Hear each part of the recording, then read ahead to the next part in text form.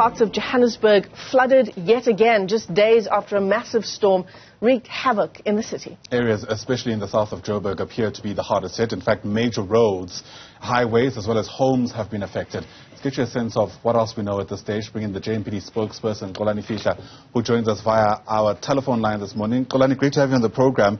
We've been seeing some really distressing visuals throughout the morning, especially from areas such as Soweto. What can you tell us? Thank you to you, Ayanda. Let me also greet the viewers. Yes, most definitely the Johannesburg Metropolitan Police Department has received numerous reports regarding flooding on roads, and this is across the city. But most of the hardest parts of the city hit are Roodepoort and also Soweto. In Soweto, there's flooding on Morocco-Nansfield Road, that's at Mude Drive and Duve, and this is affecting traffic flow between Klipspruit Valley and Ellisum-Toledi Road. And then still in Soweto, there's also reports of flooding on Klipspruit Valley Road, this next to the Maponya dealerships in Orlando West. In Middlelands, in Zone 10, that's near KwaMahlobo Secondary School. And then we've also received reports of flooding in the area of Gladi. Then in Roodepoort, there's flooding on Randfontein Road, that's between Witbootjie and Matolesville, and also on Westlake Road in Fada. And that's where we've also received reports that water has seeped into people's houses.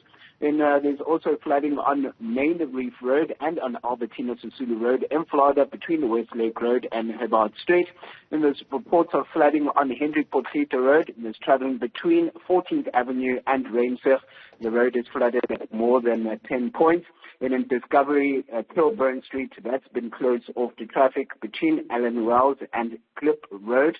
And we just advisory merchants to be extra careful. I know that there's reports that we haven't received as yet or complaints of flooding, but merchants are warned to be aware of roads which are prone to flooding, and these include roads near the Jackskay River, the N1 at Maritzburg, the M1 at the double-decker section in the Johannesburg CBD, Lurkop Road in Sunninghill, Witkoppen Road in Paulshof, and also roads like Allendale Road in Midrand and London Road in Alexandra, and of course in the places that I've mentioned in Soweto and in Roodepoort. It's a lot to take in now. I'm hoping there's a place where people can go in order to get a repeat of this information or to refer to it once again at their own pace. But, Xolani, I understand it's also quite early stages. This rain has been ongoing for much of the night into the morning, but has there been any reports of casualties?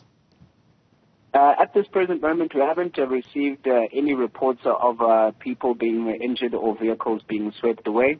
So we are on the lookout for that, and we are encouraging any members of the public who do witness or are involved in such situations to immediately call emergency numbers. The city's emergency number is 011-375-5911, or they can also call the SAPS Crime Stop number or emergency number, which is 10-111 for us to get assistance. And also there's a number, it's 10-1177 or 112, and emergency personnel will be deployed as quick as possible to assist those who are in distress. Speaking about deployments, the roads that aren't flooded are obviously said to be a nightmare as of this morning, especially during peak hour traffic. How's the JMPD planning to respond to this?